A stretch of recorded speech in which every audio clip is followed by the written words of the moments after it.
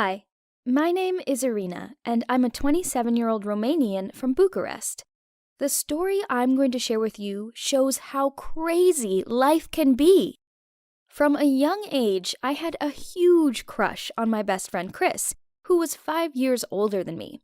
Our parents grew up together, so that meant we naturally became close friends. I have so many childhood memories of time spent with Chris.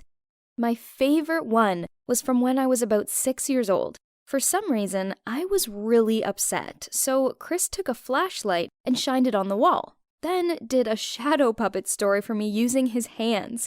It's seriously one of the most precious memories I have. Also, whenever any other boy came anywhere near me, Chris would jump in and tell them to go away. It was like I had my own personal bodyguard. I always looked up to him, but the older I got, the more jealous I became any time a girl would go near him. That's the moment when I realized I had a major crush on him. We hung out all the time, but I never plucked up the courage to tell him how I felt. When I was 13, my family threw a New Year's party at our house. Chris was there, and the whole night we kept exchanging glances. At some point, I got up to go to the store, and he jumped up and offered to keep me company. On our way to the store, it was like time had stopped. Talking to him felt like the most natural thing in the world, and I just knew in my heart that we belonged together. On our way back to the party, I got the biggest shock of my life. Out of the blue, Chris turned to me and kissed me. I couldn't believe it!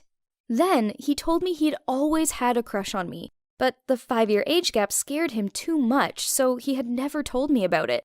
As quickly as I'd got my hopes up, they disappeared. Clearly, that meant we couldn't be together. I was so disappointed. It was as if he'd read my mind because he kissed me again and told me not to worry, and he promised me that if our paths ever crossed again, he'd marry me. That was the last time I saw him. His parents got a divorce, and him and his mom moved away, so we lost contact. But life has to go on, right? Throughout the next years, I had other relationships, and after college, I met someone. We fell in love and got married.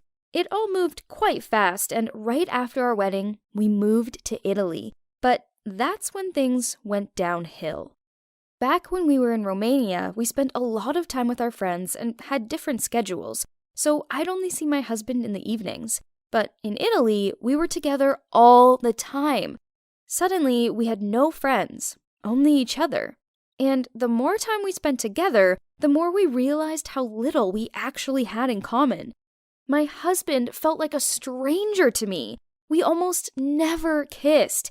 He came home just to sleep. And I realized we were more like roommates than husband and wife. We started fighting, and I moved into the other room. After a few weeks of this, I couldn't take it anymore. We both realized if we continued, we'd never be happy, and we cared about each other too much to live a life like that. We decided to start filing for a divorce. We were adults and came to the conclusion that we'd be better off as friends. That was the toughest time of my life. But luckily, God has sent down an angel to help me. One day, I was coming home from work when something crazy happened. I received a Facebook friend request and almost dropped my phone when I realized who it was from. It was Chris! I hadn't seen or heard from him in 13 years. What a surprise! Of course, I immediately called him, and when he picked up, I almost cried. It felt so good to hear his voice again. We ended up chatting for hours, and I told him everything that had happened. You won't believe it, but he said he'd wait for me. After all those years, I was still the love of his life. In the years we'd spent apart, Chris has also had other relationships, but he never got married because he never lost hope that we'd meet again. He told me I was the only one he'd ever want to marry. On my 26th birthday, my divorce was finalized, and Chris was there for me during this whole time. Afterwards, we moved back to our hometown together, and I've never been happier. Never in my wildest dreams did I imagine we'd meet again. and we were both worried about what our families would think, but everyone was so happy for us. A few months after we'd moved home, I discovered that my fave artist of all time, Jacob Lee, would be playing a 2-day concert in our town. We went to watch him, and it was so much fun. His music was so symbolic of our love story. On the second day, we went to see him again, and it ended up being the best day of my life. The promise that Chris had made 13 years before suddenly became a reality. At some point during the performance, Chris was invited up on stage and started telling everyone our story. Then I got called up to join him on stage. I was so nervous, but deep in my heart, I knew what was about to happen. And sure enough, at my favorite artist in the whole world's concert, Chris got down on one knee and proposed to me in front of almost 600 people. Can you believe it? Of course, I immediately said yes, and now we're planning our dream wedding. And the best part of it all is that not only do I get to marry my childhood crush, but Jacob Lee is also invited to our wedding. It's like the best thing that ever happened to me. Jacob's song Chariot is going to be our wedding song, and the lyric Promise to Love You All My Life is pretty relevant to our love story. Don't you think? Hi guys, my name's Rachel, and I want to tell you my big secret. Most people hate pain, right? When they stub their toe or nick their finger, they say ouch and shake the area they hurt like a maniac. I've seen other people do this. My mom, for instance, as she's the clumsiest person ever. But I'm not like most other people. You see, I'm a masochist. This means I get pain for pleasure. Yeah, so okay. I know it sounds wrong, but to me, it just feels so right. It all started when I was 10. I was a naughty kid. I drew on walls, threw rocks at my neighbor's window, and swore a lot. One time, I was in my parents' room searching through their things when I saw my mom's favorite silver necklace. It was so pretty. So, like a magpie drawn to shiny things, I couldn't resist picking it up and trying it on. Mom came in and yelped when she saw me wearing it. "What do you think you're doing, young lady? Take that off this instant." "No, it's mine." I clutched onto it. Mom got mad and screamed out how I was a vile child. This made me angry, so I yanked the necklace off, which broke the chain. Then I threw it at her as I said, "Here, have it." Mom saw red and slapped me hard across my face. I felt a jolt of pain, so I ran to my room. It hurt, but it kind of felt exciting. I was too young to understand it. All I knew back then was that I found it thrilling. Mom came into my room and apologized to me. "I'm very sorry for slapping you. Can you ever forgive me?" I quickly smiled and said, "Sure, it's quite all right." This surprised her, as I normally held a grudge. I decided to get in trouble again so I could see if my pain thrill was a one-off or not. I went into the kitchen, grabbed a plate, and smashed it. My parents were furious at me, especially when I shrugged and told them I'd done it because I just felt like it. My dad grabbed his belt and whipped my hand. Instead of doing the normal kid thing and crying, I smiled. My dad looked at me very oddly. Then he asked me what was wrong. "Nothing. I guess I just liked the feeling of pain," I replied, like it was no big deal. They were so shocked that my mom almost fainted. She looked at me like a monster and took a step back while tears were falling out of her shocked eyes. She so overreacted. My dad was convinced that I was definitely ill, and they instantly rushed me to the hospital and demanded to see a doctor right away. It wasn't long before the doctor found out what was up with me. No, I wasn't ill. Instead, I was just a masochist. After that, my parents never struck me again. Instead, if I misbehaved, they'd take my phone or games console off me. They told me not to tell anyone that I liked pain, as other people wouldn't understand. I wasn't stupid. I'd already figured out that other people just didn't get it. There have been some occasions where I almost revealed my fondness for pain secret. One time, I accidentally closed my locker while my hand was still there. I was squealing happily and jumping around. One of my friends came to me and said, "Are you okay?" I told them I was fine. I was just working through the pain.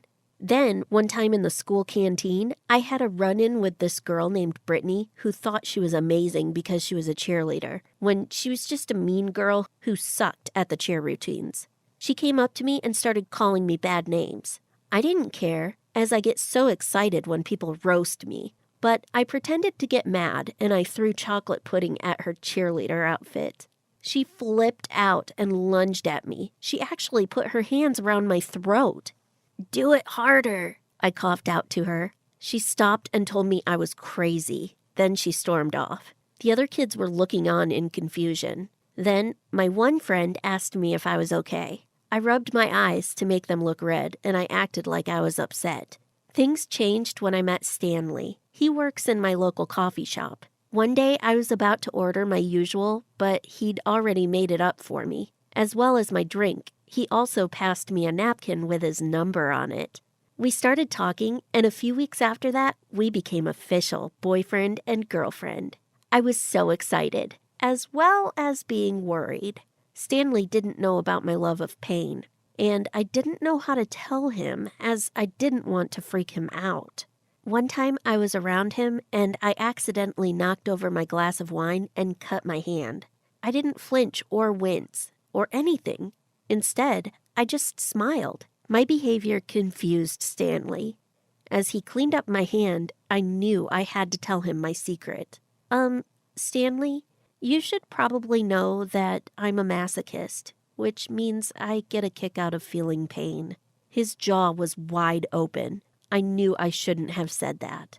Now he's going to think I'm a weirdo. But surprisingly, he eventually said, "Well, it's okay. You're just being yourself. That's what makes you special." And then he leaned over and kissed me. Wow. I knew he was amazing, but I didn't realize just how amazing. I was falling for the most perfect and understanding guy ever. A few weeks later, I was over at his place watching a romantic movie when I heard a knock at the door. Stanley quickly opened it, expecting to see the pizza delivery guy. But no. Instead, it was Brittany, the girl who picked a fight with me. Why did she come to Stanley's house? "What is she doing at your house?" she'd shouted. This was confusing, so I asked Stanley what was going on. Turns out, Brittany is his ex-girlfriend. This was shocking. How could he have dated that bimbo? Brittany started yelling at us. She said some pretty horrible things, but I just smiled at her. Then she picked up a photo frame and hurled it at me. It hit me in the face. It ached, but I just laughed, which made her even angrier. "I'm gonna kill you, you freak." She lunged toward me. Stanley grabbed her around the waist and pulled her out of the house. Then he locked the door and called the police to report her. He asked me if I was okay. I was fine. In fact, it'd been an enjoyable experience, and I was giddy and giggly from it. Brittany got into serious trouble. She now stays out of my way, and she knows if she messes with me, she'll end up with a restraining order and have to move schools. Unsurprisingly, I haven't had more trouble off her since, apart from the odd dirty look, but whatever. Thanks for listening to my story. I might like pain, and I know it's weird, but no matter with it, right? Everyone always said that my parents were the perfect match. My mom was a successful actress, and when they met, they instantly fell in love and had me. My dad was also doing pretty well for himself because he was the heir to my grandpa's big company, and so he was crazy rich. I mean, our family was rich and famous. What more could we want? Well, my mom decided to give up her acting after she had me. She wanted to focus on being a good mom. And anyway, it's not like we needed the extra income. So she became a housewife, and she thought everything would be wonderful. Except that's when my dad started cheating on her. Yup. By the time I was 9 years old, he was even bringing women home to our house, and he wasn't even trying to hide it. I remember one time I heard my mom screaming at him. She said, "You can date whoever you want, whenever you want, but don't you dare bring them back to our house and kiss them in front of our son like that." My dad got so angry, he actually slapped my mom. I was peeking through the crack in the door and saw everything. It was such a difficult time for my mom and I. We couldn't leave, though, because Mom had quit her job and we relied on Dad for everything. There was only one other person we could talk to about this, and that was my aunt's husband, who I called Uncle John. My aunt was similar to my dad and treated my Uncle John so badly. Eventually, it became unbearable to stay at home. So when I was 12, we stole some of Dad's money and ran away from home to live in another city. We started our lives all over again and laid low so Dad wouldn't find us. For the first time since I was a kid, both Mom and I were truly happy. After a year, we eventually settled down and had a stable life. Mom decided she wanted to take up acting again, and so she started auditioning for movies and musicals. Suddenly, everyone wanted to hire her, seeing as she used to be a well-known actress. And of course, it caught lots of media attention, which meant my dad found us. I don't know why he couldn't just leave us alone. He didn't come and threaten us himself, though. Oh no, he caused way more trouble than that. Firstly, he paid the landlord to kick us out. We came home from the grocery store one day, and our landlord was waiting on the porch and told us we had 1 hour to pack up. We knew straight away that Dad was behind it all. Then the next moment, there were all these articles appearing online saying that my mom had been having affairs and treated my dad badly, and that she was just a gold digger. He was spreading rumors, and it was ridiculous. What was his problem? He'd already made our life hell. Now, no one was interested in working with Mom, and we were back to square one. We moved into another place, and Mom got a job in a cafe. We tried to live as simple a life as possible so that my dad wouldn't find us again. But during that whole time, I always felt like something was wrong with me. Actually, my teenage years were always weird. I realized I wish I were female. I didn't know if I was trying to have trouble. I don't know if it was because of having a horrible role model for a father, but I thought about it for years and eventually plucked up the courage to tell my mom. Luckily, she was so supportive, and over the next few years, I also got different part-time jobs, worked hard, and saved enough money to get the surgery done. By the time I was 20, I was officially a woman. Things started to feel good again, and one evening, we decided to go out and celebrate the fact that Mom had just landed a job teaching acting. After a delicious meal, we were driving home, and I noticed there was a car following us. I started to panic, and I told Mom to speed up a bit so that we could lose them. But we didn't notice the crossroads up ahead, and suddenly a truck came out of nowhere and hit us. We had a seriously bad accident, but luckily I noticed something just before I passed out. The driver of the car following us was my dad's secretary. When we crashed, I saw him looking out the window, and then everything went black. I recovered after a few weeks, but my mom wasn't so lucky. She's still in a coma, and I'm terrified she'll never wake up. I couldn't stand the fact knowing my dad had gone so far as to have someone spying on us. We could have died in that crash. Then I realized maybe that's what he wanted. I had to get revenge. I was so angry and knew I needed to do something. There was one good thing about all of this. No one back home knew I'd changed my gender, so no one would be able to recognize me. I left my mom in the hospital, and the doctor assured me that he'd call me every day.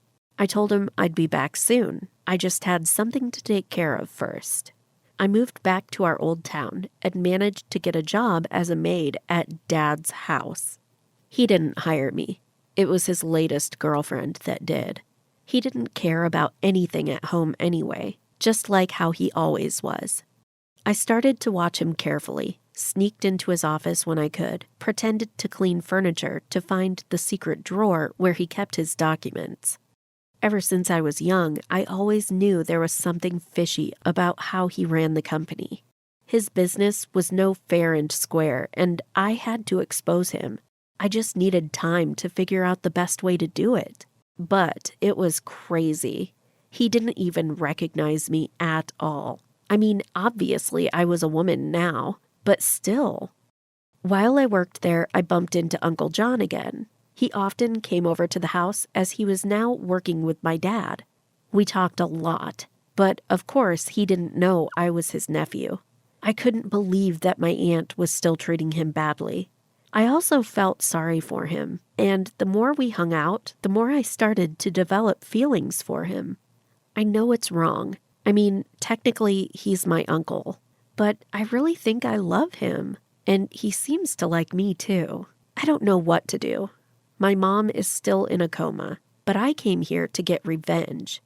Should I forget about my feelings for my uncle and get my revenge? Or should I give up my revenge plan and convince my uncle to run away with me? I don't want to see him suffer like this, but I can't forget about what my dad did to us. When faced with death, many people decide to fulfill their bucket list. These traditionally include things such as traveling, skydiving, swimming with sharks, and well, you get the gist. When I believed I had limited days left on Earth, I had other ideas on how to fill them. It all started when I was tying up my hair and I noticed a small lump on the back of my neck. So I did what most people do when they have something wrong with them. I looked it up online. I glared at my search results in horror. They 100% said I had cancer. I walked into the kitchen with tears. Mom rushed over to me and asked me what was wrong. I showed her the lump and I saw the concerned look on her face. My parents took me straight to the hospital. The doctors carried out all kinds of tests, then announced it was a tumor and that it would take 6 days to get the results to find out if it was benign or melanoma. I thought of the movies, Now is Good and The Fault in Our Stars. I was about to become the main female character in my own movie, but I didn't have a boyfriend, nor did I have enough money to go on expensive bucket list adventures. As I lay in my hospital bed feeling miserable, I realized that I needed to make my last 6 free days of life count. The more I thought about it, the more I came to the realization that my life was a mess. I hated school as I didn't have the concentration for studying. I despised my ridiculous English teacher, Mr. Crawley, or as I prefer to call him, Mr. Creepy Crawley. He thought he was humorous when in actual fact he was just weird. If I got bad marks, he'd give me ridiculous punishments, such as standing up in front of the whole class and reciting my 10 favorite Shakespeare quotes, and going on a stupid scavenger hunt in the library for my exercise book, which he'd hidden. And well, the girls in my class were mean, especially Manda, a girl who thought herself beautiful although her personality made her ugly. She always mocked me with sarcastic comments whenever she got a chance. For a high school student, there are basically only 3 things to say about school: studies, friends, and love. Guess what? My love story was just as bad as my study, and my friend's life were maybe even worse. I previously had a nice boyfriend called Eddie, but the problem was he was just too nice. I wanted edgy and slightly dangerous. I guess I wanted a bad boy. The result being, Eddie just didn't hold my attention anymore. Once he bought me flowers and I didn't even thank him. Another time I walked away from him mid-conversation to go and to talk to another cute boy. Yeah, I know. I wasn't very kind to him. He eventually had enough, so he quit trying to appease me, which made me extra mad. In a bit to annoy him, I went out with this other guy called Nick. I was totally attracted to him and loved the fact that he made me chase him. I soon understood what it felt like to follow a flirtatious person, as I found myself doing everything Nick wanted to keep him happy. But he still ended up leaving me for this really pretty girl. Looking back on it now, it was probably karma. I shouldn't have treated Eddie the way I did. It was only when death was staring me in the face that I realized that my life was a disaster. I almost didn't sleep, not only for fear, but also because I didn't want to waste a second. I had to make a plan for the last things in my life that I could do right now. I filmed a final goodbye and scheduled to send it to everyone on my next birthday. I wanted everyone to remember my happy face, not my sickly figure. I left a message for the people I cared about, but what about the people I disliked? Well, that's when I came up with a plan to make sure that they wouldn't forget me in a hurry. It was English class, and in my worry of recent events, I hadn't completed my homework. Mr. Creepy Crawley was about to tell me his latest ludicrous punishment, but I didn't even wait to hear what it was. This is ridiculous. You're ridiculous. Yes, I didn't do your stupid homework, but I've had a lot going on. Why can't you just put me in detention like a normal person? Stop trying to be cool. It isn't working. Oh, also, bad marks are a sign of genius, so quit hating on me. The room went deadly silent. The teacher was stunned, so I grabbed my backpack and I made a swift exit. Next up, Manda the mean girl. As I was stuffing my books into my locker, I heard Manda calling for someone. I raised my head to see her waving her hand towards me. It turned out that she was running towards this cute guy who was standing right behind me. I waited for the moment she passed me and then I stuck out my foot. Perfect timing. She tripped and fell forward. She panicked as she fell and reached out to hold on to the first thing she could find, which just so happened to be the cute guy's pants. She pulled them down to his ankles. Better still, he was wearing some gross-looking off-gray boxers. This was the perfect scene. I laughed so hard, and so did everyone else who saw it happen. Manda's face turned bright red, and then she didn't forget to give me a nasty look and snarled, "Ruby, just you wait." Like, whatever. It's not like I had any time to wait. 2 down, 1 to go. This one was going to be the most fun of all. It was a sunny day, so Nick was sitting outside at lunch with that annoyingly pretty girl he cheated on me with. From the school building, I saw a direct overhead view of them. As he leaned in to kiss her, boom! I poured a bucket of ice-cold water straight down on their heads. She screamed and jolted up, which knocked Nick straight off the bench. Everyone was sticking their heads out of the window and laughing and whistling. As Nick looked up and saw me, I gave him a smirk and I waved. It's safe to say he looked totally furious. My revenge plan was complete, so now there was just one thing left to do. I wrote Eddie a letter telling him how sorry I was for being horrible to him and how I'd always love him. This wasn't strictly true, but I was dying, so I may as well let a sweet guy believe I cared more about him than I did, right? Finally, the results day arrived and I went with my parents to the hospital. The doctor smiled at us and told me it was just a normal lump and it would naturally disappear without any medical impact. My parents breathed a sigh of relief, and so did I. It felt so good to have my whole life ahead of me again. But suddenly, I fell in a deep, dark hole, thinking about dealing with all the trouble I'd caused over the past few days. Not to mention the letter I'd sent to Eddie. What should I do now? Hey, I'm Connor, and I'm currently taking a well-deserved break from studying to hang out with my friends. I go to college at the Georgia Institute of Tech, and I'm sure to be a top-notch architect one day soon. Now I just have one thing to deal with, then I can properly enjoy my night off. Oh, here she is. Connor, I can't do this anymore. I don't want to hurt you, but sorry. We should stop seeing each other. Well, every ending is a new beginning. Cheers. I was the master of getting girlfriends I'm tired of to break up with me. It was great, as this way no one could ever accuse me of being a bad boy. What to do now? I reluctantly had to find a new challenge then. Oh, I'm sorry. I was just going to turn this in. That's okay. Just trying to find one more paper. What's your name? I'm Connor. Hi. Her sparkling eyes, her shiny hair, her soft hands. But why was suddenly some nerd dragging me away from the hot girl and into a corner? Before I could ask him what was going on, he started waving a photo of this girl in my face. So it turns out this dude is called Patrick, and the girl in the photo is Paige, his girlfriend. Their parents are both influential sorts and organize their whole engagement. Sounds great, right? I mean, she's pretty cute. But no, he wanted me to find a way to make Paige break up with him. I've heard a lot about you. I need your help. I can't do this myself. Huh? Sure, I get it. A real man will never be the one to break up first. I might be able to help, but first, let's see what kind of person she is. The conversation started to become super serious. From the sound of it, this Paige girl was a genuine good-natured girl with a vulnerable side. So this needed to be handled with extra care, so that there wouldn't be any awkward family provocations from my clients. Perhaps... Nah, this way wouldn't work. Neither would that way. I was about to give up when suddenly Patrick stacked a pack of money, approximately $1,000 on the table. Help me, then it's all yours. Whoa, that was a lot of money to me. It would get me the magnificent PS5 of my dreams. Besides, with my charm and handsome looks, I could make Paige fall in love with me and leave Patrick in no time. Genius! My debut had to be spectacular, so I looked online and hired some people pretending to be thugs to block Paige's path. Then I'd waltz in and rescue her. The plan was all set, so I leisurely walked to the rendezvous spot, but oh no! Who knew those guys were real thugs?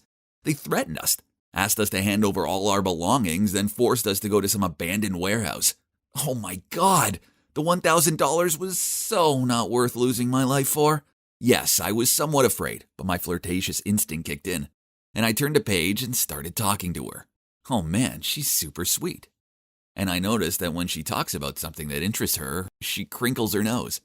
She's so cute, but most of all, she's really smart. Why, you ask? Because just an hour later, the cops showed up and arrested the thugs. Turns out, before Paige handed over her belongings, she quickly texted the thug's license plate to a friend and asked her to call the cops. Phew!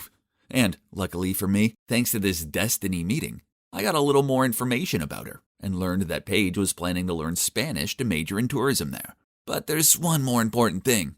That is, I think I have a crush on her. She's not like any other girl I've met before. I want to win her heart, truly, not just because of the plan. It will be the best of both worlds. Patrick gets to be free of Paige as requested, but she won't end up a lovelorn girl because she'll have a new handsome boyfriend by her side. Yep, that'll be me. There was just one problem. In all the commotion of the day, I'd forgotten to ask Paige for her number. Oops. I had asked Patrick for it and then texted her, but sadly didn't receive a response. I needed to be smart about this, so I decided to pretend to be a Spanish tutor. Yeah, I can't speak Spanish, but with my charm, that's no big deal, right? I created a flashy profile and told Patrick to pretend to surf and accidentally find me. Then show Paige. And so, ding! Hola, yo soy Professor Connor. But wait, sheesh! If only I'd studied Spanish harder in high school. And now the extent of my Spanish were just a few words I'd picked up from binge-watching Money Heist. So I just copied down Spanish lessons off YouTube and taught these to Paige. I don't know if it's because of my teaching skills or my charisma, but Paige seemed to think I was legit. However, my flirting tricks weren't going so well. I knew she liked me. I mean, who wouldn't like me? Besides, she gave me these cute looks and laughed at my jokes. Our chemistry was undeniable. So when I reached over and placed my hand on top of hers, I felt sparks fly. But then she gave me this awkward look and moved her hand away. She liked me, right? So why was she acting like this? I never failed at flirting. Feeling frustrated, I was trudging my way up the street when, was that Patrick happily holding hands with a girl? I recognized the long hair. It was Paige. Ugh, why can't she drop her lousy boyfriend already? And why won't she date me instead? I was about to leave, but the more I thought about it, the more resentful I became. So I bribed a little boy to run up to Paige and say, "Why aren't you with Connor, you cheater?" Mean, huh? But Patrick would be pleased as he now had a legitimate excuse to break up with her anyway. But when the girl turned around, I realized that she wasn't Paige. The poor girl looked completely dumbfounded. Patrick started yelling at her and pulling on her arm so hard she almost fell over. Huh? Where's the nerd Patrick? And that wasn't cool at all. Then he raised his hand to hit her, but I zoomed in front of him. "Stop! No reason to hit a woman, bro!" Patrick immediately grabbed my collar. "You dare play tricks with my Becky, huh?" Seeing that, the shocked girl quickly ran away. No, I thought it was Paige, so I hired the boy just to give you an excuse to break up with her. Calm down, bro." Patrick reassessed the situation, then he cleared his throat and said, I was bored of Becky anyway, thanks." I was still shocked by this jerky side of Patrick when he immediately said, "By the way, you can stop the plan with Paige. I decided I like her now. Lately she's been so full of life and less clingy." He told me he would still pay me, then he hopped into a taxi. Ugh, that's the version of Paige when she's with me. I gave her that zest of life, you jerk. Whatever. From this day forth, he was no longer my client, and I didn't want his stupid money. It was time I told Paige what Patrick was really like, so I arranged to meet her in a cafe and told her everything. But when she got over the initial shock, she snapped at me. "I know this is all part of your twisted fabrication. I mean, you lied about speaking Spanish, and now you're just making up stories to break Patrick and me up." Then she threw my textbook back at me and stormed off. Oh man, that Patrick is such a slimeball. But I couldn't blame her for believing him over me. I'd seen firsthand how much of a wolf in sheep's clothing he was. I tried to find proof to show Paige, but that jerk sure covered his tracks. His whole nerdy bookworm facade was flawless, and he was still this sluggish nerd, wobbly clutching the bus handle to go to school every day. Ugh, what a con man. Just you wait, Patrick. It's time the world saw your true face. With such determination, I continued to spy on him around town. Then one time, like every other day, I was on duty when a group stopped me, accompanied by Patrick pointing at me. "Here's our sandbag." Uh-oh, looks like I was busted. The whole group gathered around me, fists ready. Yeah, I was pretty terrified. There's no way I could fight off a group this size. I raised my fists and prepared for pain, but then someone shouted, "Stop!" It was Paige. Suddenly, Patrick immediately changed his attitude and ordered the group to leave. He told Paige that I stole his stuff and his friends were helping him get it back. What? The swine! Connor isn't a thief, I know it for sure. There must be some misunderstanding. Please don't accuse him like that. Patrick's face changed. He grabbed Paige's hand and pulled her away, saying, "We're getting engaged at the end of this month. Say no more." Okay, so I may have gate-crashed their engagement party, but I did hide at the back while the speeches were going on. Then, to my surprise, as Patrick was talking, they both spotted me. Then Paige turned to him and shook her head. It hurt to see her like this. Perhaps she changed her mind. "What do you mean? Is this because of Connor?" Paige kept quiet, while Patrick's parents were furious. "How dare you cheat on my son? Who do you think you are?" "Paige, why is this happening?" "Really, Paige? Say something." Feeling the pressure and injustice of it all, poor Paige looked distraught as she desperately tried to hold back her tears. I really couldn't stand seeing her like that, so I jumped out of the crowd to come to her defense. "Everyone calm down. Paige is the sweetest, most amazing girl, and she deserves better than this jerk. Don't listen to him. He's a thief and a fiancé stealer." I was done listening to this guy's slander. So I threw a punch straight at his smug face. Yeah, the engagement party had sure turned chaotic. I looked at the wreckage in front of me, the consequences that I had caused. Okay, so maybe coming here wasn't my best idea. Actually, this was all my fault for ever agreeing to help Patrick in the first place. Or I shouldn't have been a jerk in the first place. Feeling deflated, I arrived home and saw that I'd received a message from Paige. My heart thudded as I opened it. "Thank you for everything, and try to practice your Spanish, as it's even worse than mine. Goodbye." And that was the last text she sent me. After that, I spent a month trying to contact her, but received no reply. So finally, I plucked up my courage to go to Paige's house, and was told that she'd left for Spain earlier than scheduled. Perhaps the shock was so huge that Paige wanted to leave this place as soon as possible. It was all my fault. I was the biggest jerk in this story, and now I'd lost the girl. Alas, vengeance is bliss. So I walked inside, went straight to Patrick's table where he was wasted in the arms of a bunch of girls, took a picture, and sent it to his family. What is done by night appears by day, my friend. A few days later, I heard that after being exposed, Patrick's parents had confiscated all of his bank cards. Even his current girlfriend dumped him. Ha! So that sealed the final breakup deal for my special guest. And now, guess where I'm at? Looking for the girl of my life, duh. And this time, I'm going to make sure I don't screw it up. Now, what better way is there to spend a Saturday afternoon than lying on the couch watching a feel-good movie with lots of snacks? I suppose I better get that. OMG. Who is this?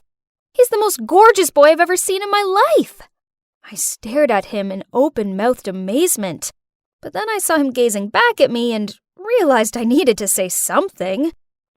Hey, how may I help you? Hi, I'm Jaden. My mom and I have just moved in next door. Oh, in that case, welcome to the neighborhood. Jaden smiled as he held a box out to me. Was this a gift for me? Already? I took it from him and blushed out a thanks. I opened the box and saw that it was full of delicious-looking cookies. My mom baked them. She finds that people tend to be far more welcoming when it involves cookies. We chatted for a bit longer. Then he said he had to go and help his mom unpack. Aw, why did this moment have to end already? The next day at school, I couldn't wait to find my bestie Stella and tell her about my drop-dead gorgeous neighbor. But as it happens, she found me at my locker and immediately started gushing about this hot new boy. I needed to see how handsome this guy was. My chance came at lunchtime when Stella pointed over at the new boy who was currently being pestered by Anna, this stuck-up girl from class. I squinted my eyes. OMG! The hot new boy was none other than Jaden! I watched on as Anna fluttered her eyelashes at him, then flicked her hair behind her back. Ugh! She needed to give the flirting a break. It was so tragic. Suddenly, Jaden saw me, smiled, then hurried over to me. Hi, Laura. Oh boy, am I glad to see you. He leaned in close to my ear and whispered, That girl is kind of freaking me out. Please, can we get out of here? Then to my surprise, he took my hand and led me away. I could see the shocked look on Anna's face, and I couldn't help but smirk back at her. Ha! Take that, Anna.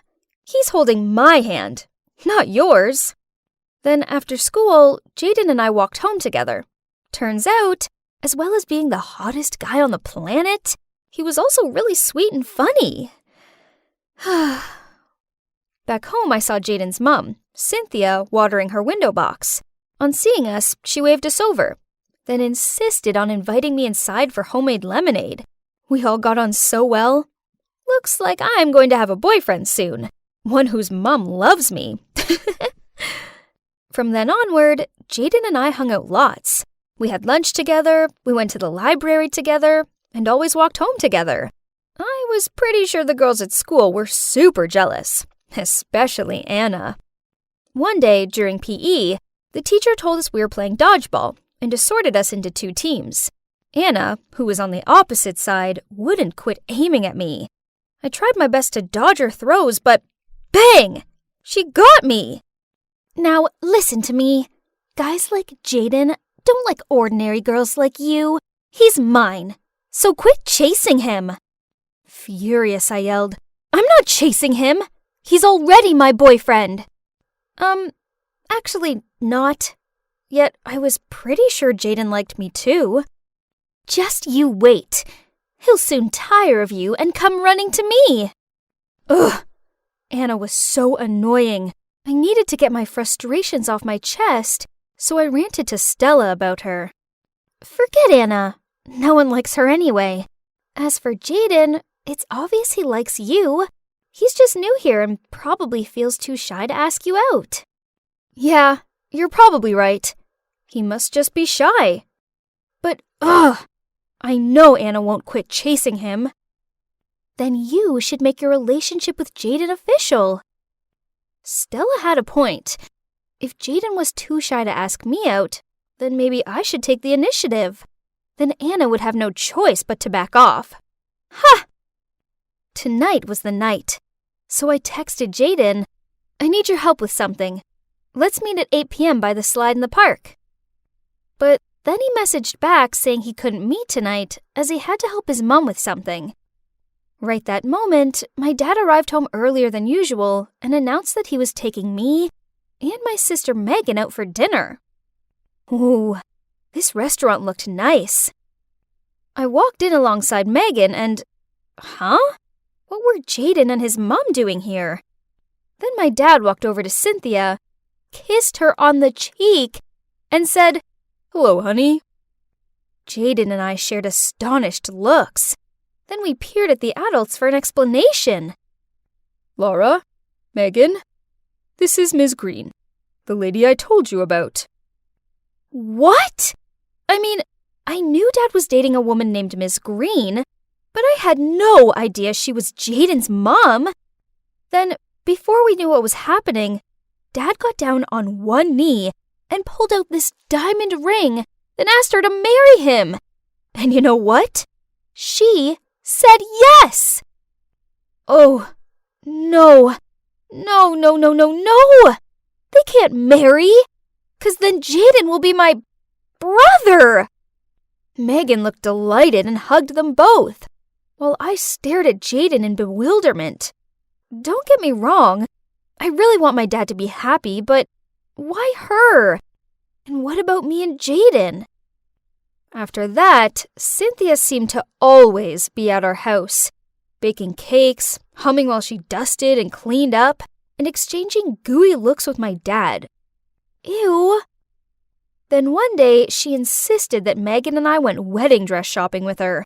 She tried on this one dress and, yeah, okay, she looked pretty good in it. But when she asked me what I thought about it, I just shook my head and said, well, it's not very flattering, is it? She tried on several more dresses, but I managed to find fault with them all. Then, when I noticed how disheartened she looked, I patted her shoulder and said, don't worry, Cynthia. You can always postpone the wedding until you find a suitable dress. She looked a bit taken aback, but then she just smiled at me and said, that's okay, Laura. I'm going to go with the first one. Ugh. Anyway, now the dress was chosen, so at least I could go home now, right? Wrong. As on the way home, we passed an arcade. Cynthia led us there and then excitedly challenged me to a game of air hockey. Then I said jokingly, fine, I'll play, but if you lose, you don't deserve to be my mother. And guess what? She won! Ugh! And worse still, Megan wouldn't quit giving me dirty looks for the comments I'd made. Jeez, I was just joking. What is wrong with you today? I plopped down on the couch and blurted out everything. She'd take my side, right? Turns out, no, she wouldn't. What? You and Jaden aren't even official. But Dad loves Cynthia. They both deserve happiness, so stop being a brat about it. Then she stormed off to her room. Ugh, I feel like I'm going crazy. I have huge feelings towards Jaden, and I know he feels the same. So why can't my sister be mature enough to understand that and support me? I needed to vent to someone. Luckily for me, I had Stella. Why does no one care about my feelings? I can't be Jaden's sister. Sorry, Laura. I don't know what to say. Suddenly, from the nearby table came a lousy voice. So that's the reason why Jaden has to hang out with you? You're pathetic, Laura. Turns out we were so lost in conversation, we didn't notice Anna and her flock sitting at the table behind us. Actually, we've been into each other for ages. It's not our fault our parents made some dumb decision. Anyway, whether we can be together or not, it doesn't change the fact that you bore him so much that he'd choose watching paint dry over being with you. How dare you? She was about to grab my hair, but right at that moment, a hand stopped her. It was Jaden. That afternoon, on our walk home, I finally came clean to Jaden. I like you a lot. I have always been since I first met you. I know you like me too, but you think it'll be awkward because our parents are getting married. Maybe if we just tell... Laura, you're such a sweet girl. And I do like you. But just as a sister. What? How could he say that to me? He had to like me. Didn't he? Feeling an unexplainable amount of shame and embarrassment, I ran away from him. As I lay on my bed and rubbed my tear-stained eyes, all I could think about was how unfair this was. So, by the time Dad called me down for dinner, and I walked in and saw how happy he looked, my anger got the better of me and I yelled, I hate you, and I hate Cynthia! How dare you try and replace Mom? Then I rushed back to my room. You really upset Dad. You know that, right? I didn't answer. I was also upset, but no one seemed to care about my feelings. Dad said we come first, so if you really feel this strongly about it, then he'll cancel the wedding. To be honest, I'm real mad with you right now. So? What about me? You're so immature and selfish. I didn't understand how my own sister could be so uncaring. So I screamed out, So what? You don't care that Mom's being replaced by some fake woman? And what about me? Why does no one care how I feel? Oh my God, Laura, for once, this isn't about you. Megan rolled her eyes at me, then stormed off. Finally, everyone quit going on about the stupid wedding. But why didn't I feel good about this? Cynthia didn't seem to be coming round to our house anymore, and I noticed how Dad's cooking seemed to get worse and worse, until he stopped altogether and just ordered takeout. Meanwhile, Jaden wasn't anywhere to be seen at school. Stella asked around to find out where he was, and turns out he'd left, as he was moving back to his old town. No way! After school, I rushed straight over to his house and barged inside to find him and his mum packing. Are you moving away? Yeah. I moved here to settle down and start a new life with Randall, and this house is for Jaden's future. But the wedding's been cancelled, so I quickly asked Jaden if we could talk outside. My mom's cried so much. Randall's her soulmate, and she can't stay around here if she can't be with him anymore. The most annoying part is that she agrees with him that the kids must come first. So, I hope you're happy now? Oh my God, what have I done? His words were like a stab to my gut. Oh no, this was all my fault. I was so obsessed with Jaden that I didn't stop to think about what was best for everyone else. Without saying another word, I ran back home and burst into the kitchen where Dad was drearily staring into his iced coffee. Dad, you deserve to be happy with Cynthia. So please go and tell her how you feel before she leaves for good. But it was too late. Cynthia and Jaden had gone. Just kidding! Nah, actually, Dad managed to catch Cynthia just in time, and he told her how much he loves her and can't live without her. So, guess what? Yep, they got married, and now they're both happier than ever. I've learned the hard way that being selfish and inconsiderate of other people's feelings for my own gain just makes everyone miserable, including myself. So, now we're one big happy family. And I suppose having Jaden as a brother isn't actually so bad after all. Admit it. Come on. You took my necklace, didn't you? Mindy looked at us and shook her head. She was sweating. Well, there are only 3 of us in this house, and if Andy didn't take it, then obviously it was you. Seriously, Cass, you got to believe me, I didn't take it. But clearly she was lying, because when I rummaged through her bag, Cass's necklace was right there. Cass told her to get out of her house, and Mindy burst into tears. Poor Mindy.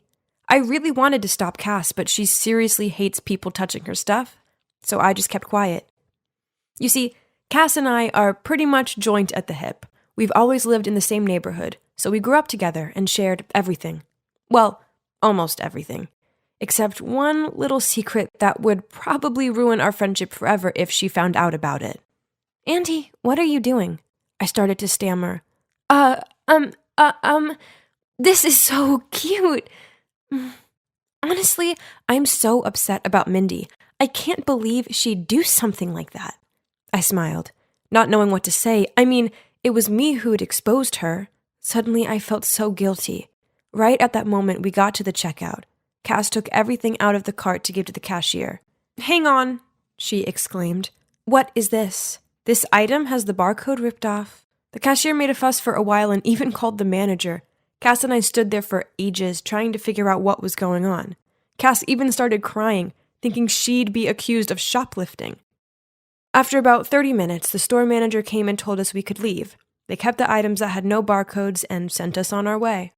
Phew, that was close. What? What do you mean? Oh, nothing. I'm just relieved that we didn't get into any trouble. Just so you know, though, that wasn't the first time we got ourselves into an awkward situation while out shopping. Sometimes it was the torn barcodes, sometimes the tags were missing, then the security alarm would always go off at the door. And all of these situations weren't just coincidences. Okay, I gotta be honest here. The thing is, I have a habit of pilfering. Not because I can't afford stuff. I mean, my dad's the owner of a bank, so money isn't the issue. My dad basically buys me the latest phone every month. And you should see my wardrobe. I have all the designer bags. I steal because it gives me the kind of thrill that my boring daily life just can't give me. My dad just hands me money every day and never stops to think that maybe I'd like a hug or a how are you ever since my mom left when I was just a baby. He's been using money as a way to keep the peace. So one day when I was in elementary school, I stole a hairpin from the girl who sat next to me. It felt so good, like my own little secret.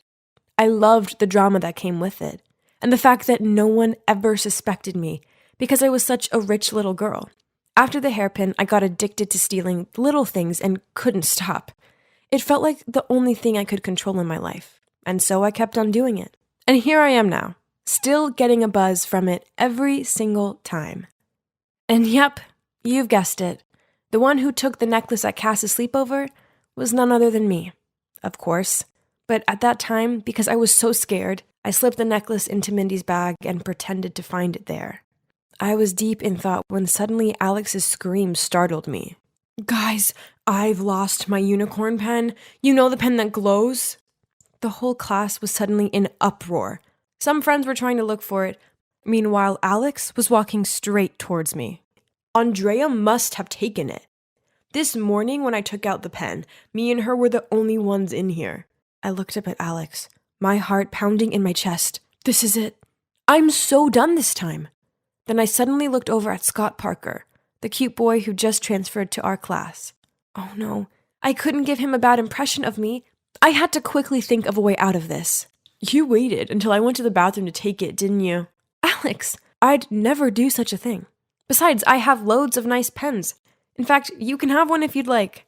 I pulled out a beautiful pink rhinestone pen from my pencil case and handed it to Alex. While Alex stared in awe at my pen, I suggested everyone go check their lockers to see if her pen was there. Sure enough, right by the lockers was the glowing unicorn pen she'd lost, right in front of Scott. I picked up the pen and handed it to Alex. I'm so upset you thought I'd steal this from you, but it's okay. At least we found it.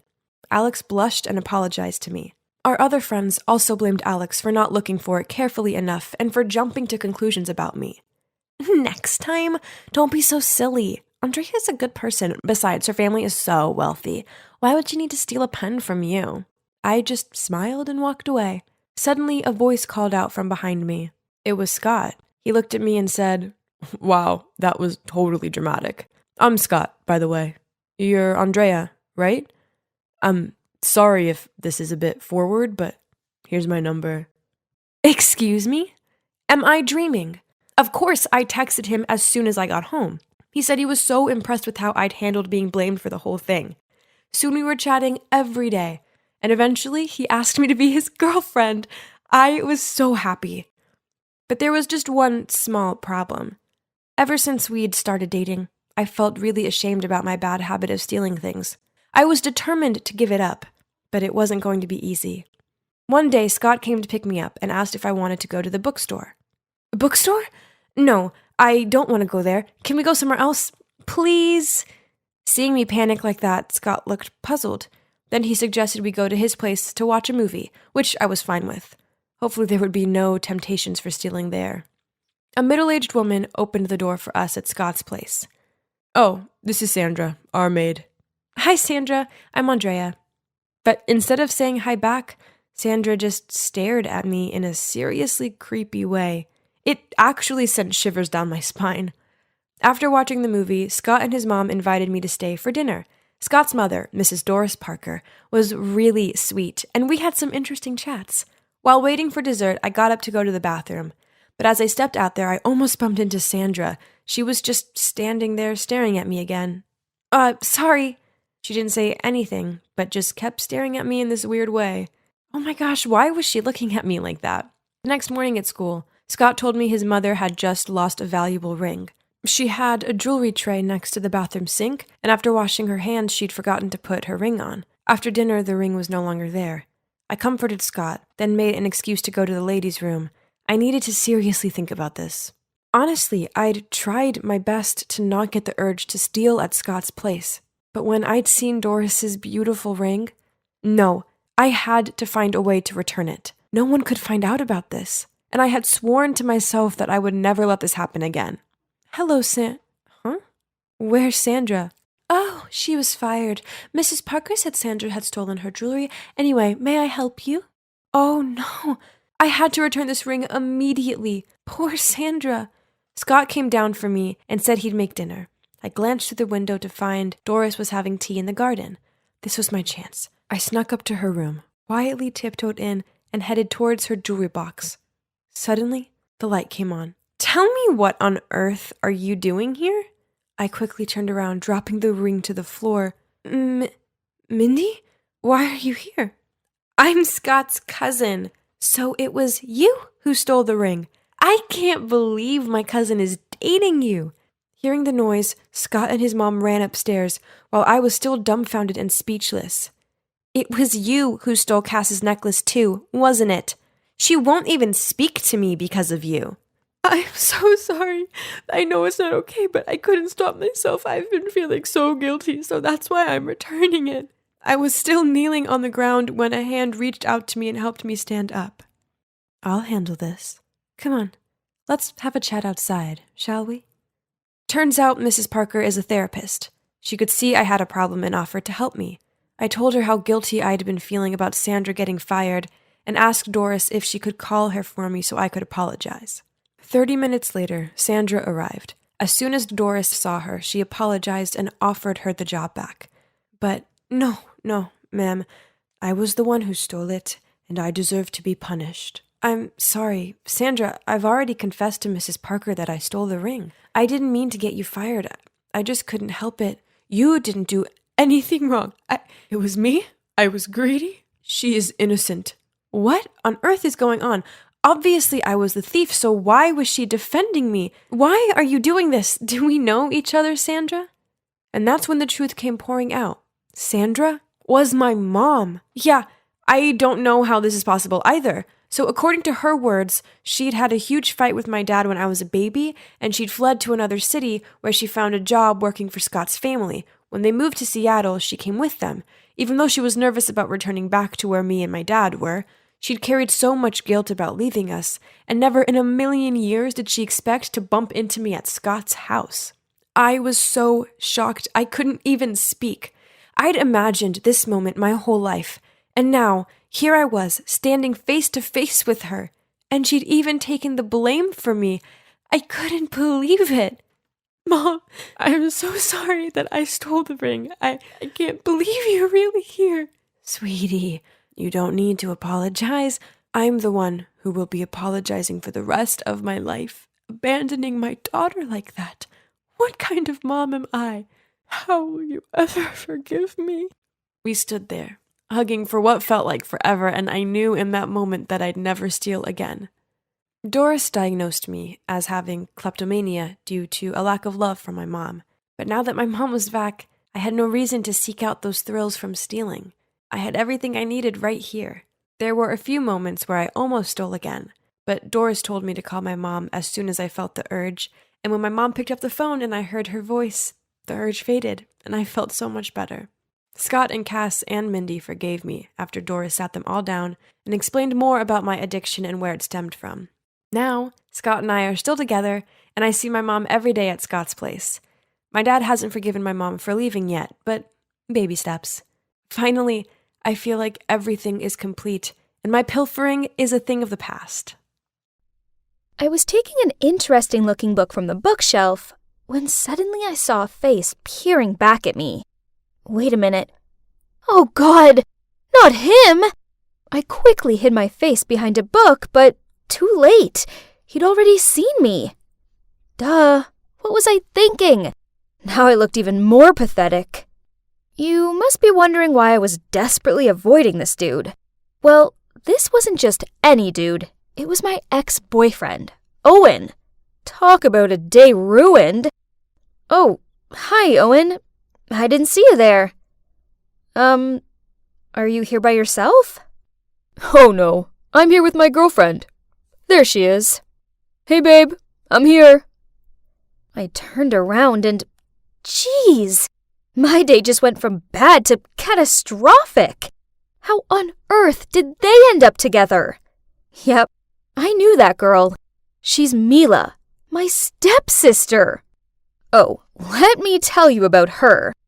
Actually, before we became stepsisters, Mila and I went to the same high school together, but we weren't close or anything. But out of the blue, my mom and Mila's dad somehow got together and soon got married. I tried being friendly towards her, but no matter what I did, she remained cold and unpleasant towards me. She even forbid me from telling anyone at school that we were family. And she started to compete with me for team tryouts, in tests, everything. Then one day, after a few months of living together, she informed our parents that she was moving in with her mom and switching schools. Why, you ask? Well, 'cause she couldn't stand living with me anymore. I'm not gonna lie, hearing her say that hurt like crazy. All I'd been was nice to her, but fine. If that's what she wanted to do, then whatever. And like I said, that guy over there is my ex, Owen. We used to date when I was a sophomore and he was a senior. But then he dumped me for the most ridiculous reason ever. Well, back then, I was on a strict diet. Every time we went out for some food, I would order a depressing-looking salad, and Owen would order a delicious hamburger with fries on the side. So I always snuck a fry or two from his plate, and a couple of bites out of his burger. But I mean, sharing is something totally normal in a relationship, right? But, well, Owen didn't think so. So just like that, he ended things with me, then went away to college. But now he was back in town for summer break, and he was dating my stepsister. Ugh. Oh, hey Amy. Long time no see. Oh yeah, I hope you don't mind, but I'm with Owen now. Ugh, I hate her sarcasm. And did she have to latch onto his arm and stroke his hair? What about you, Amy? Are you seeing anyone at the moment? There was no way I was going to tell them I was single. That would be so embarrassing. So I flipped my hair, then started bragging about my awesome older boyfriend. A mature guy who has the face of a movie star and the body of a Calvin Klein model. Wrinkles started to form between Mila's eyebrows. In your face? But then Owen suddenly said, Great!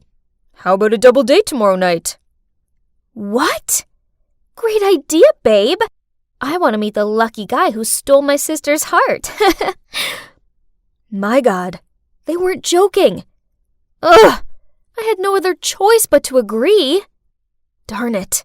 Where was I going to find a handsome older guy by tomorrow? Amy, are you trying to wear away that table? Oops. I'd been so preoccupied with my dating dilemma, I hadn't realized I'd been cleaning the same table for 20 minutes. Hey, but wait. I took a closer look at my manager's face. Jake is handsome, older than me, and he's single.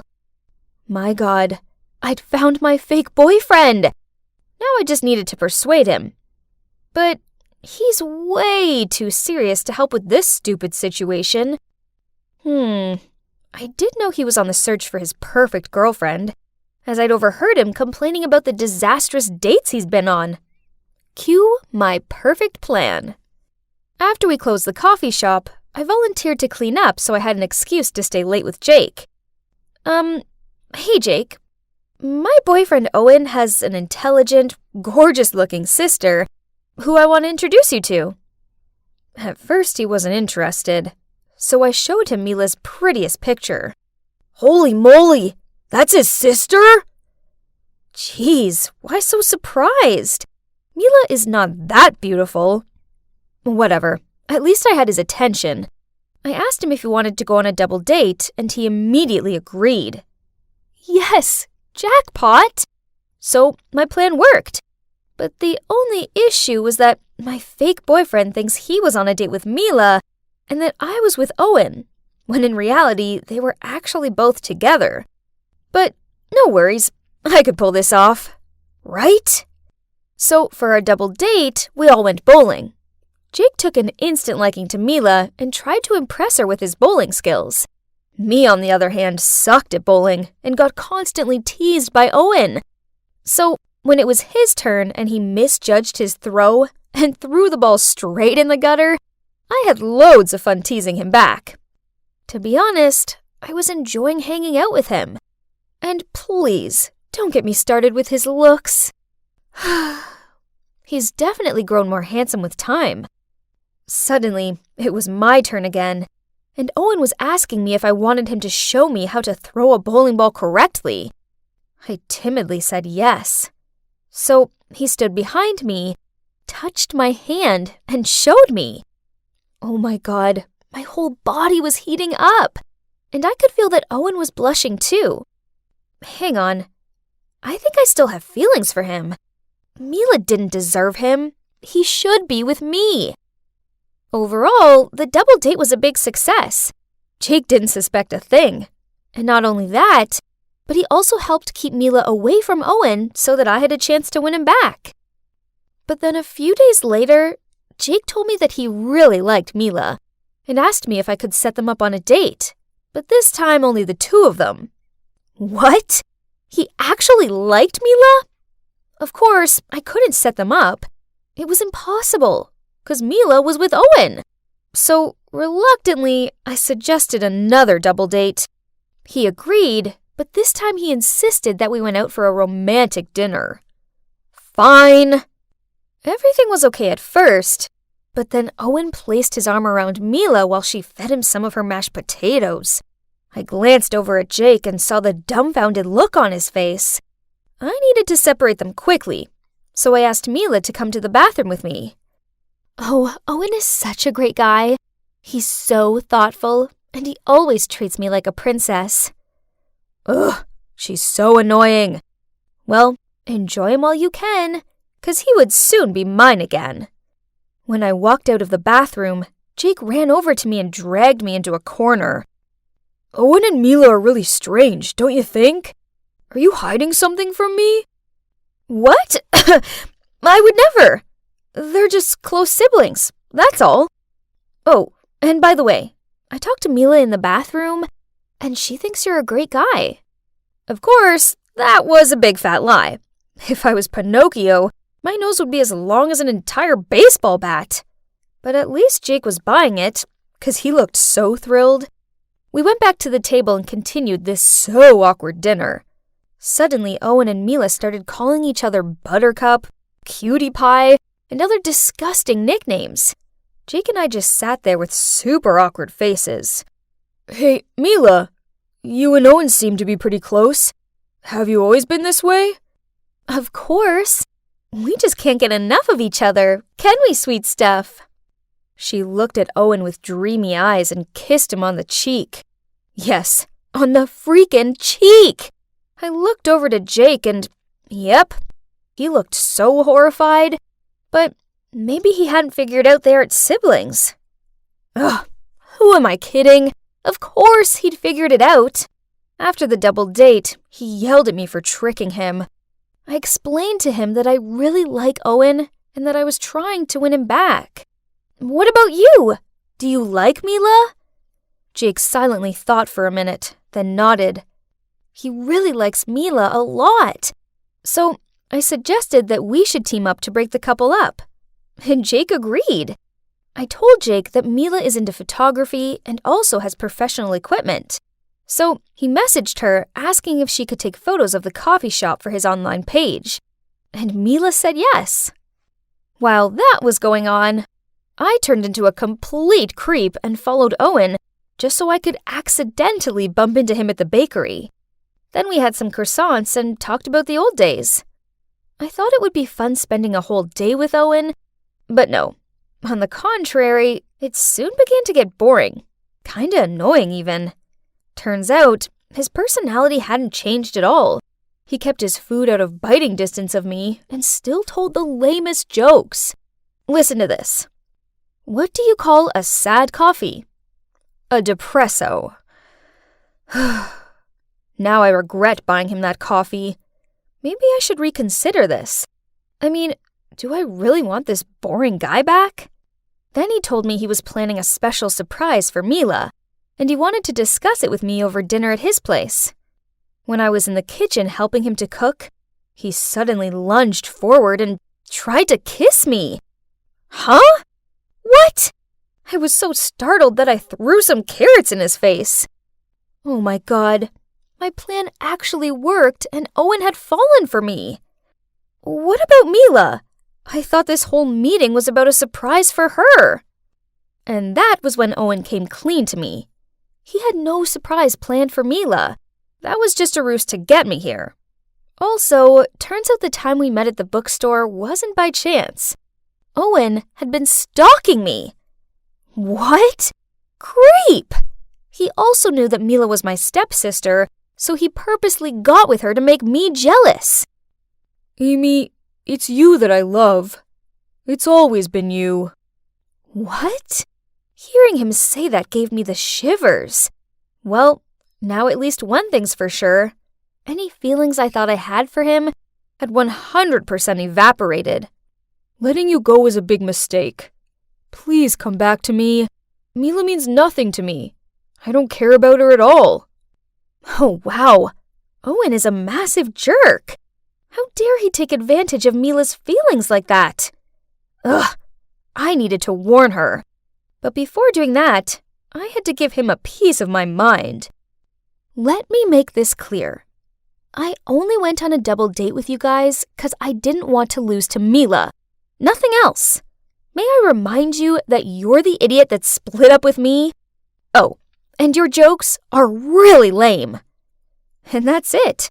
Owen just stood there with a bewildered look on his face, and I left. I ran straight to the cafe shop where Mila was and blurted out the whole truth about how Owen was just using her to make me jealous. I can't believe you're doing it again. What do you mean by that? Don't act all innocent. You're stealing my boyfriend again. Huh? What did she mean by again? Turns out back then, Mila had a crush on Owen. So when Owen and I started dating, she got real mad. And that's why she was always so cold with me. I didn't know. I swear. If I knew that, I would never have dated him. Ugh, just stop. I know you can't stand losing to me. Just leave me alone. I don't want anything to do with you. I give up. Talking to her was pointless. But then Jake suddenly spoke up.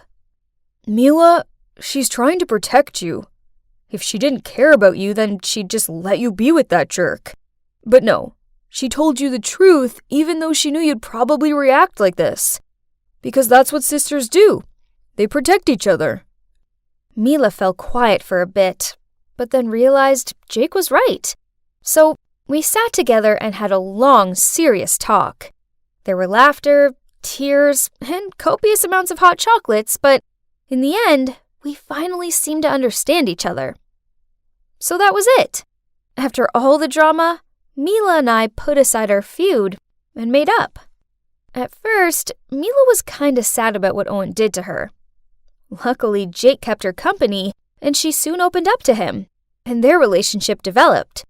And now they're dating. Yahoo! About me, I may still be single, but I'm okay with that. The main thing is that after all these years of hating and competing, Mila and I made up. I don't have a boyfriend, but I have something better. I have my sister back. Too much studying and not enough sleep was making me feel like a zombie. Chocolate would help, right? So I drowsily walked downstairs.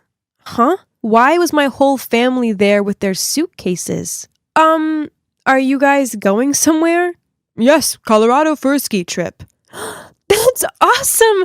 You're the best, Daddy! Not you, Helen. You have studying to do. And this is a special award for Christine for winning her scholarship. What? So you're just going to leave me out because of some meaningless grades?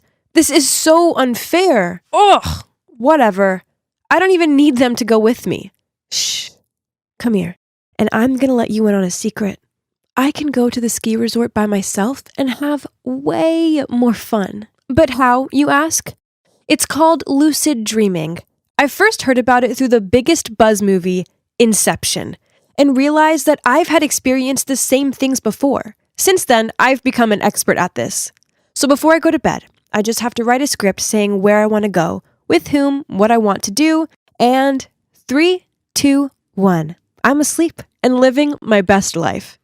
In fact, I could say that those beautiful self-designed dreams are like meditation to me. Because, to be honest, my real life is tedious.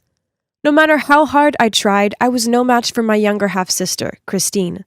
In my dad and grandma's eyes, a child of a doctor in physics, as well as a grandchild of a history professor, should automatically be a walking encyclopedia or something.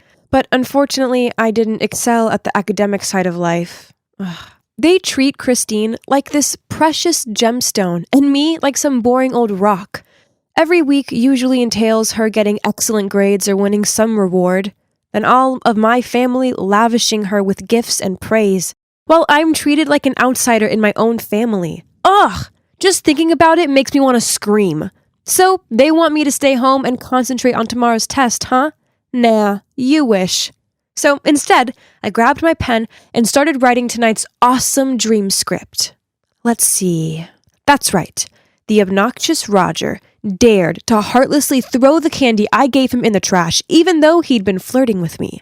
What a jerk. I will definitely retaliate against him tonight.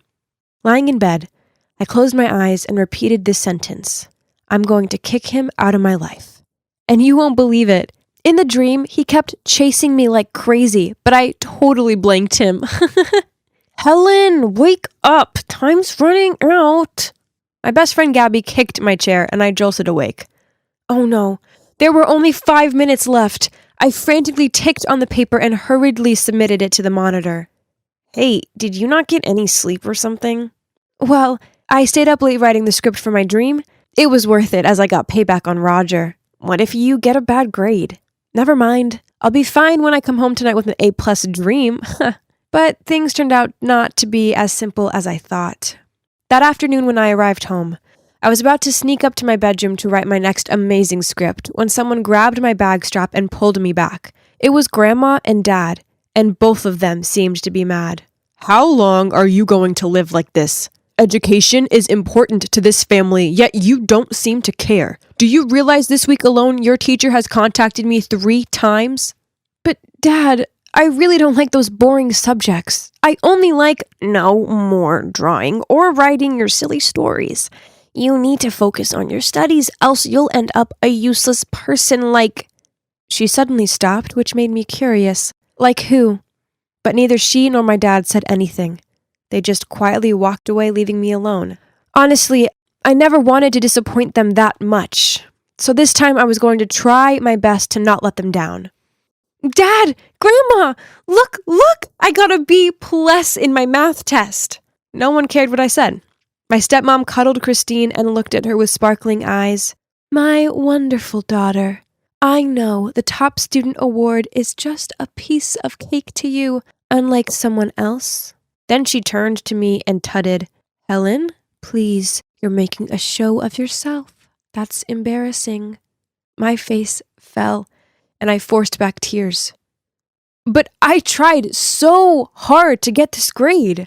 A B+ is nothing to be proud of. I chucked my exam paper in the trash, then stormed up to my room. It didn't matter what I did or how hard I tried. This household would always treat me like a loser. Dream on, Helen. Go back to your happy place. In front of me was the crimson sunset sky. I'd been scripting this moment for so long, lounging lazily on the beach without anyone complaining. But suddenly the sky darkened, and the inky clouds seemed intent on swallowing me. Huh? What was going on? This wasn't a part of the script. Terrified, I ran into a forest, but it was so dark and spooky here, and I tripped over a branch and fell. Ouch! As I rubbed my ankle and started crying my eyes out, suddenly a strange woman appeared. She took me into a wooden house at the end of the forest and gently helped bandage me up. This woman, well, she didn't scare me at all. Instead, I felt warm around her. Curious, I tried to take a closer look at her face, but then I suddenly woke up and realized tears were rolling down my cheeks. What a strange dream. I immediately drew all the things I'd seen, that forest, that house, but strangely, I couldn't remember that woman's face. Why are you drawing all this nonsense? My dad snatched the sketch from my hand and looked at it frowning. It appeared in my dream and get rid of them all. From now on, if I see you wasting your time on these stupid drawings again, there will be consequences. This was too much. I couldn't live without drawing. It was the only thing keeping me sane. I had to get out of here, live my way. Forget them and their stupid standards. I would create my own world. I planted myself in Gabby's room, and this is where I've been for almost a week. Luckily, Gabby's parents are totally chill with me staying. As for my family, they haven't messaged me once. And yes, dreams do go on. But now I dreaded going to sleep as my lucid dreams were still all messed up. Sometimes beautiful, sometimes bad. And for the most part, it did not turn out the way I wanted it to anymore. Until one day, that creepy forest appeared again. No matter how much I screamed to wake myself up, I still couldn't get out of that nightmare. Panicked, I kept running and running in the hope of finding a safe place till I saw that woman. And once again, she reached out her hand to help me. This time, I wouldn't miss my chance.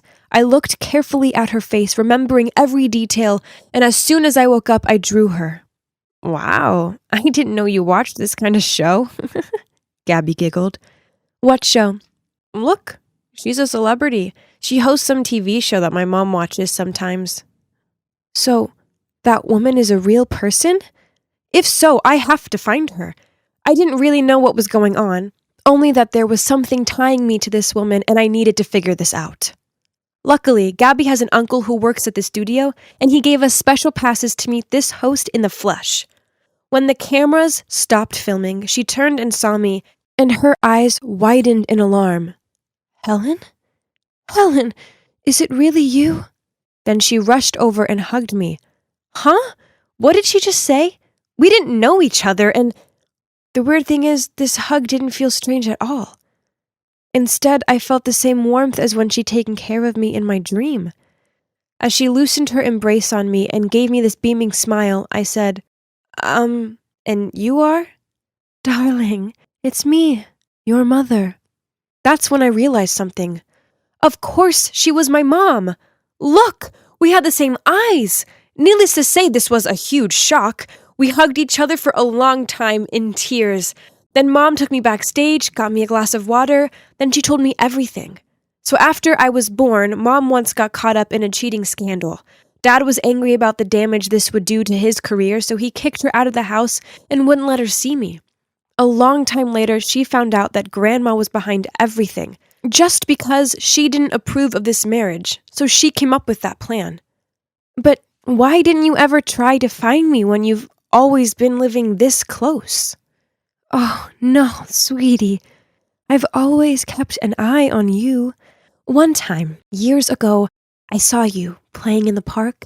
You had your hair in pigtails and I tried to approach you, but your dad threatened me. He is a very powerful man who's actually capable of destroying my life. And I didn't think it was fair to drag you through all of that. But things have changed now. I'll never leave you alone, ever again. I strolled into the house like normal, and everyone stopped what they were doing and glared at me with disgust. Oh, you're back. If you're not prepared to study properly, then don't bother staying. I took a deep breath, then said, You can't treat me like this anymore. I try my best, and it's not fair that you punish me for just being me. So I'm leaving, and I'm never coming back. Psst, where will you go? That's when Mom walked in. Oh God, you should have seen the looks on their faces. Grandma actually looked like she'd swallowed a swarm of wasps. I stood by and let you manipulate and control me. Well, no more. I'm taking my daughter, and we're going to have the life we both deserve. Then, ignoring their angry words, she grabbed my arm and led me out of there. So that's the moment when I left home and moved in with my mom. Now I draw as much as I want. In fact, Mom's letting me create a mural on the living room wall. It's going to be epic when it's finished. Oh, and about the lucid dreams, I don't write scripts anymore. Instead, I realized that I'm better off focusing on my reality and making myself the best version of myself I can be. After all, as great as a dream world can be, it's nowhere near as good as experiencing life firsthand. I wonder what's taking Valerie so long. She's been in that changing room for ages. Valerie? Is everything okay in there? Don't force it if it doesn't fit. No, this is the last dress in store. I just need to breathe in for a bit longer. So? It's beautiful, isn't it? Valerie spun around. Then suddenly, yep, trying to squeeze into a dress 2 sizes too small for her, then it'd split. The giggles around us started. Valerie blushed, hurriedly paid for the dress, and pulled me out of the shop. Why am I so fat? Ugh! I just want to feel pretty on my date. If I was skinny like you, I wouldn't have this problem. Poof! You know, it's not as easy as you think being thin. Yep, you heard me right. Being thin has its downsides. First of all, fashion. My nightmare. I have to wear an extra small size, and the clothes still hang off me. Actually, most of my clothes are from kids' stores, so I feel so untrendy. Then in winter, I have to wear tons of layers just so I don't freeze to death. And in the summer, I can't wear cute clothes as I look like a coat hanger. Not only that, because I'm so skinny, people often ask me to do nonsense stuff. Once, I was studying in my room when suddenly I heard my sister Camilla calling me. She'd forgotten her keys and forced me to climb through her tiny window gap to get them. Seriously, I can't even! Then, on another occasion, Valerie made me crawl into the classroom locker to help her cheat on her Spanish test. Unfortunately, the teacher walked in while this was happening and gave me a week's worth of detentions, of course. Ugh! Oh my god, No Way Home is so good. I literally can't think of one bad thing to say about it. Yep, the part near the end. Ah! Yep, guess what? I'd managed to trap my foot in a manhole. Man, what rotten luck! I tried pulling my leg free, but it was no use. It wouldn't budge. There I was, freaking out that I'd be stuck here forever, and all my friends could do was huddle together and ask me questions like, Madeline, how on earth did you get your foot in such a small slot? Wow, that's unbelievable! Even Jaden, my bookworm friend, took out a ruler from his backpack and started measuring how wide the slot was. Grr. My dear friends, I'm being stuck down here. Stop gawping and help me! Finally, they tried helping me out, but in the end, we had to call the rescue squad. By this point, a massive crowd had gathered around me, and strangers were filming me. When I was finally free, everyone looked at me and held back their laughter. Even Parker, my crush, was smiling. Geez, this was beyond embarrassing. But a hot guy like Parker would never notice a moving skeleton like me anyway. Don't think like that, Maddie. You're so pretty. Show me some confidence, would you? Valerie said as she nudged my arm. I put the book down and glared at her, and suddenly noticed Parker walking towards our table, smiling. And yep, he said he wanted to sit with us. Even though I was cheering inside of my head, I still had to act composed. And oh my god, can you believe he even said I was cute? After that day, Valerie kept on encouraging me, saying he had definitely given me a green light. So finally, I gathered my courage to write down all my feelings for Parker on a note and clipped it to his notebook. At the end of class that day, he came to my desk and took my hand. Yay! Everything was fine, great even, until one day when the two of us were taking a romantic walk past the Swan Lake, Parker suddenly turned to me and said, "You're so beautiful, Maddie. And if you just put on a few more pounds, I swear you'll be the hottest girl at school." Yes, I know, but it's hard for me to gain weight. No big deal. Just leave it to me. I'll fatten you up. I thought Parker was just joking, but it turns out he was being deadly serious. Since that day, every time we went on a date, instead of taking me to the bowling alley and movies as usual, Parker would take me out to eat. I swear, I've tried all the restaurants in our town. More surprisingly, on my birthday, Parker even gave me a bouquet of fried chicken. How romantic! But this didn't change anything, as my weight still stayed the same. Parker was disappointed when he peered over me and saw the scales hadn't budged. Then he sighed out. How come you and Valerie are friends, but look totally opposite? Here comes our adorable, chubby Valerie. What? Parker called Valerie adorable again. This wasn't the first time either. Annoyed, I put down my fork and walked away from them. After that, I started avoiding Valerie. I did homework with other friends, sat with other girls at lunch, and every time I happened to see Valerie, I turned around and walked away. Honestly, I didn't want it to be this way, but just seeing her made me uncomfortable. But I couldn't bear to see my boyfriend call my BFF cute, while he thought I was too skinny. Then summer break finally rolled around. I thought it'd be just me and Parker, but then he went off to a summer camp in Spain. The plan was all ruined. So I spent a whole sunny day inside sulking. What's wrong? Are you bored because your lover is away? So why don't you take this time to surprise him when he returns? Surprise? A great idea popped into my head. But how do I get chubby? Easy peasy. Okay, if it's that easy, then show me. Okay, if you do my summer homework for me. What? She's such an opportunist. But I really wanted to pile on the pounds and please Parker. So, without hesitation, I nodded in agreement. So, from that day on, I started following Camilla's weight gain plan. I switched veggies for greasy foods, and my main meal was always late at night. I also changed water for milkshakes, but I did have to stop drinking them when the smell of milk alone made me feel sick.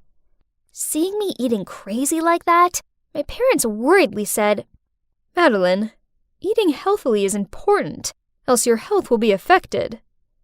But I ignored their advice. This time, I definitely had to gain weight. Finally, after a month of trying, I gained some weight. Yay! I looked a lot more attractive now, didn't I? I was studying myself in the mirror when I heard my phone beep. It was Parker.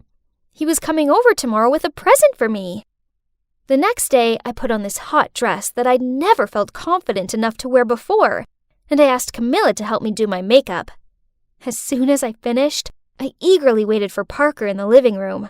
The doorbell rang. I excitedly opened the door, but as soon as he saw me, Parker quickly said, Oh, sorry, I have the wrong house. Then he started to leave. Huh? He didn't recognize me? This will be fun. No, honey, you're not mistaken. It's me, your Destiny. Madeline? Is that really you? Oh my, how on earth can you be this big? We've only been apart for a month. So, you don't think I'm prettier now? To my surprise, Parker shook his head. No, you're so fat now. It doesn't look okay. Lose some weight. Huh? This was so confusing. I thought he wanted me to be bigger. As annoying as this was, I still listened to Parker and tried to lose the weight I'd put on. So it turns out that losing weight is far trickier than it sounds. Actually, it's 1,000,000 times harder to lose it than it is to gain it. After a month of healthy eating and exercise, I gained another pound. Ugh! Stop eating that. Are you giving up already? You must try harder. What? It's just some popcorn.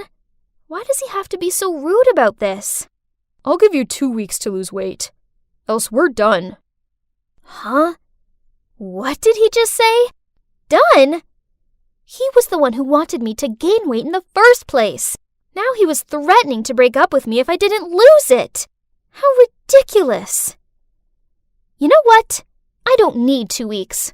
Let's end it right now. It's clear you never loved me at all. You only like my appearance. If you truly cared about me, you wouldn't care what size I was.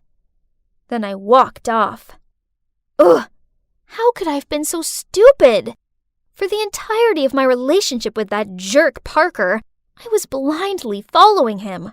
I only cared about pleasing him, and it cost me so many things, including my best friend. I needed to apologize to her right away. I nervously knocked on the door, then waited. Finally, Valerie opened it, but on seeing me, she went to shut it. I'm so sorry. Just let me explain, please. Valerie, I'm so sorry. It was all because I was afraid Parker would leave me for you. But I realize now that he's a massive jerk, and I was an idiot for ever trying to change for him. Jeez, you're crazy. Parker is totally not my type. I scratched my head and told her about how terrible Parker had treated me and how I'd foolishly listened to him. Man, that douchebag! Then she hugged me. Valerie confessed to me that she'd been trying to lose weight by lowering her calorie intake, but the pounds weren't coming off. And worse still, she felt weak and tired all the time. I nodded in agreement with her. So, from then on, Valerie and I made a promise to love ourselves, regardless of what size we were, and to never let anyone try and change us. And look, that's Walker and Joel, our awesome boyfriends who love us just the way we are.